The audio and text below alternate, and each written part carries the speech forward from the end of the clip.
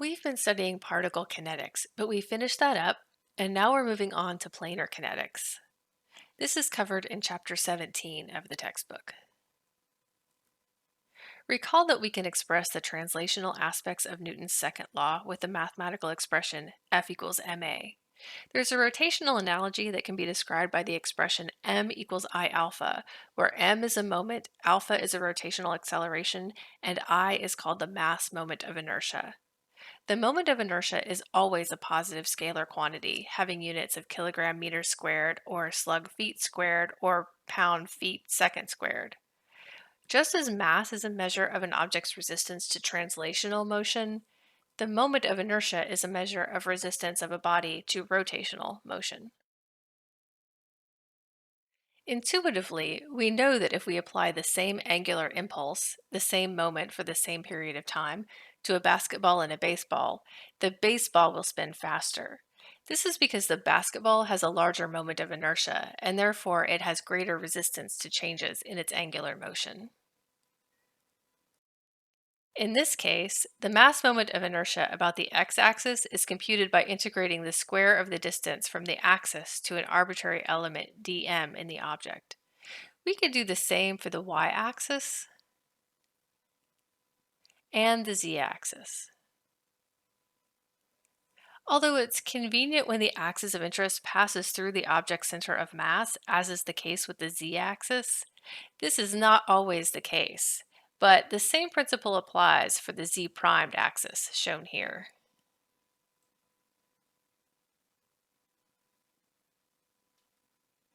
Don't confuse mass moment of inertia with area moment of inertia. Mass moment of inertia is a measure of resistance to angular acceleration. Area moment of inertia is a geometric property of a cross-sectional area. It reflects how material is distributed over the cross-section. The mass moment of inertia is also referred to as the second moment of mass.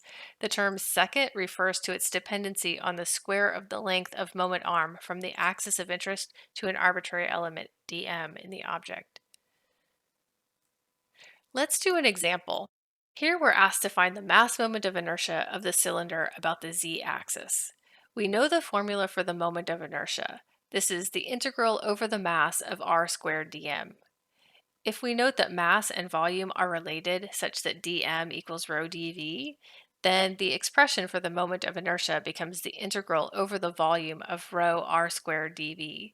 If the rigid body has constant density like our cylinder, then we can pull the density rho outside of the integral. Imagine we're integrating over the shell element dr, which is a distance r from the z-axis. The differential volume of the shell, dv, is given by the circumference, 2 pi r, times the height times the change in the radius, dr. Substituting this expression for dv and integrating from 0 to the cylinder's radius, capital R, we see that the moment of inertia about the z-axis is 1/2 pi h rho r to the fourth power.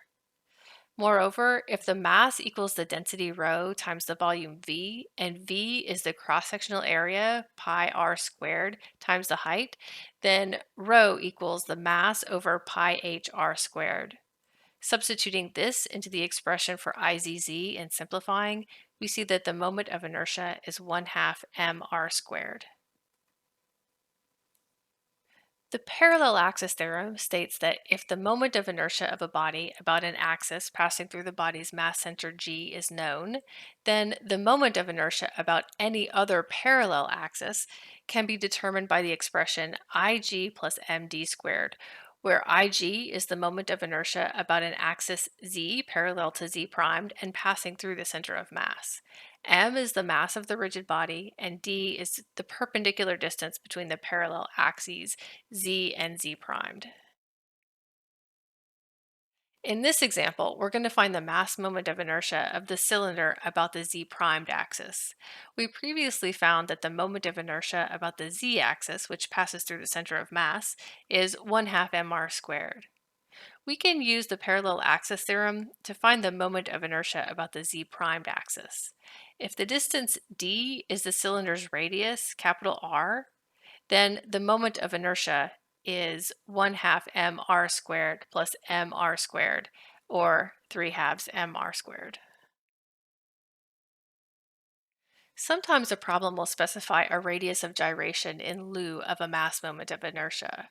The radius of gyration k is given by the square root of the mass moment of inertia divided by the mass of the object. It is a scalar quantity and has units of length. It is a simple concept, but it's difficult to describe. The radius of gyration is defined as the distance from the axis of interest to a point in space where the total mass of the body would be concentrated if it were to have the same mass moment of inertia as the body itself. Otherwise said, the radius of gyration is the distance from the center of rotation at which you concentrate all of the mass and have the same mass moment of inertia. Don't get hung up on the concept, just remember that if you have the radius of gyration and the mass of an object, then you can compute its mass moment of inertia. If a complicated rigid body can be broken down into a number of simpler shapes, then the moment of inertia for the entire body can be found by adding the moments of inertia of the composite shapes computed about a common axis of interest. Typically, the moments of inertia of the simple shapes can be found in tables. In cases where the center of mass of a simple component does not lie on the axis, then the parallel axis theorem can be applied. Here is an example. We're asked to find the mass moment of inertia of this composite assembly about an axis passing through point O, perpendicular to the screen. We start by noting that rods have uniform density, so their respective mass centers will be at their midpoints, G and H. We can add coordinate axes x and z such that they pass through these points. Then we can add coordinate axis x primed so it passes through point O, and we note that it is 0.2 meters to the right of point G. However, the axis of interest is perpendicular to the page, y primed. The inside back cover of the book lists mass moment of inertia formulas for a number of shapes. We will need to look there to get the moment of inertia for a slender rod.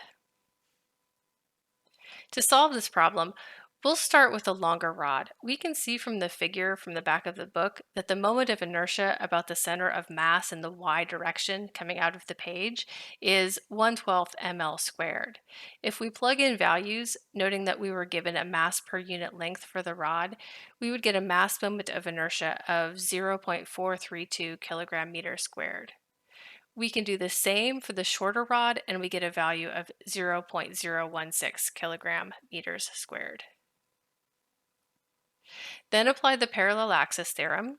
But remember that we have a composite body, so we need to apply it for point G and point H. Then plug in values, noting that point G is 0.2 meters from point O and point H is 0.8 meters from point O. Do the computation, and we find that the mass moment of inertia of this object about point O is 1.36 kilogram meters squared.